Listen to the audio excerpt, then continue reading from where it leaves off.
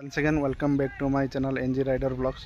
तो पुणी गोटे राइड नहीं आम आसचु मो सहित आलोक अच्छी जे बुलूची।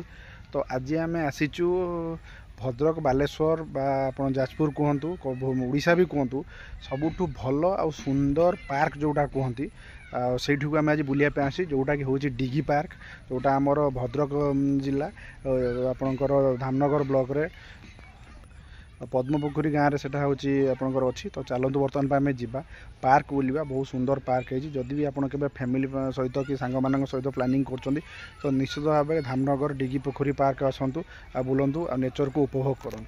पोखरी आसा गले आपन को फास्ट आसिया पड़ो भद्रक धामनगर। जदि आप कटक साइड रू आसुँच तो धामनगर आसवे एनएच रे एनएच को आदि आप बालेश्वर भद्रक साइड रू आसुँच तो निश्चित भाव से एनएच रे धामनगर एनएच पाक आसवे सेठू आपन को कटिया पड़ो। जदि कटक साइड भुवनेश्वर साइड रू आसुँच आपको राइट को कटिया पड़ो। जदि बालेश्वर साइड रू आसुँच भद्रक साइड तो लेफ्ट को कटिया पड़ो।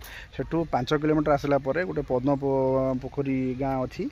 तो से गाँव रे रास्ता रे किछि बाट आसवे आखु स्पेशली आखु चाष करा जाए। तो से रास्ता रे आपण आसिला परे मात्र 1 किलोमीटर देन आपणकर सेठी अछि डिगी पोखरी पार्क।